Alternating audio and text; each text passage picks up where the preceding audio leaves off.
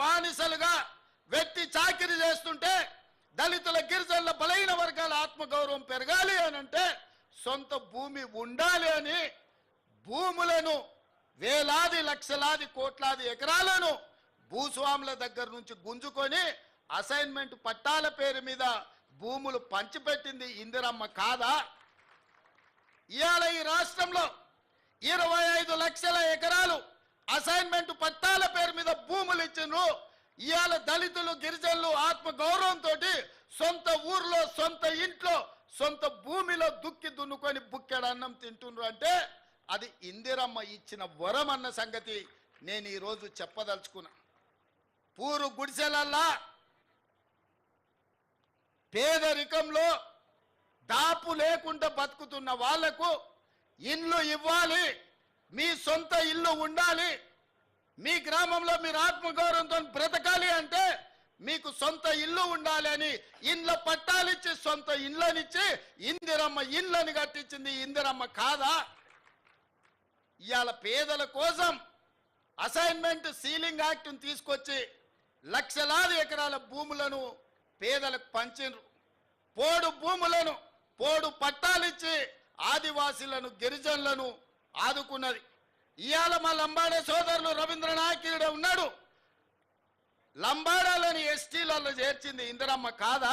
ఇవాళ ఎస్టీ రిజర్వేషన్లు డాక్టర్లు లాయర్లు ఇంజనీర్లై ప్రజాప్రతినిధులై చట్ట సభలలో ఎమ్మెల్యేలు ఎంపీలు మంత్రులైన గిరిజన సోదరులారా లంబాడి మిత్రులారా ఇవాళ మీ అభ్యున్నతికి కారణం ఇందిరమ్మ కాదా అని నేను అడుగుతున్నా.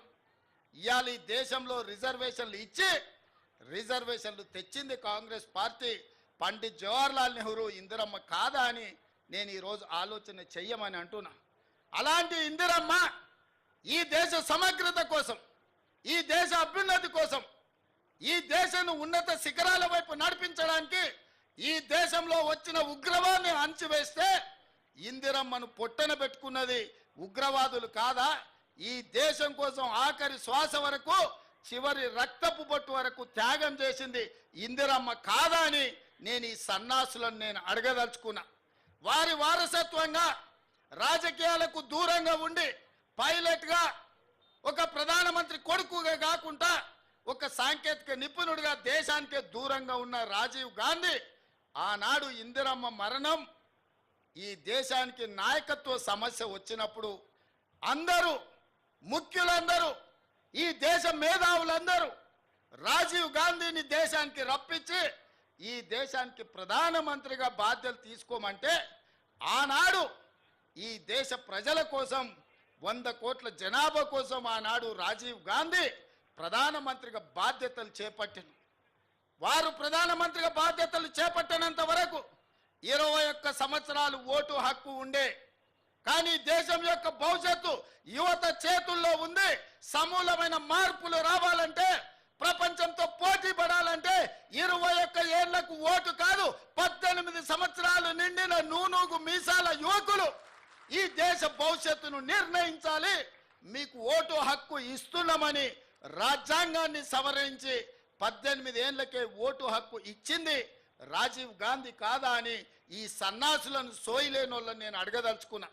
ఇదే కాదు, మహాత్మా గాంధీ గారు ఒక మాట చెప్పిండ్రు, ఈ దేశం యొక్క ప్రాణం గ్రామాలలో ఉంది, ఈ పంచాయతీలే పట్టుగొమ్మలు ఈ దేశానికి అన్నారు.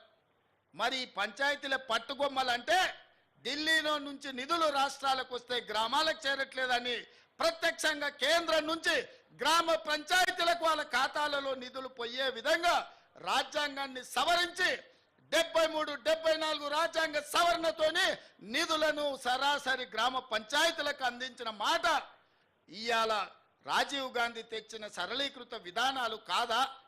అంతెందుకు, మా మేయరమ్మ ఉన్నది గద్వాల విజయలక్ష్మి గారు, మహిళా రిజర్వేషన్ కింద ఈ నగర ప్రథమ పౌరురాలుగా ఉన్నది.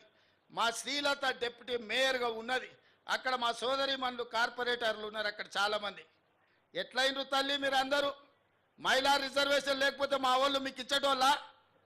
మీకు ఈ కుర్చీలు దక్కేవా?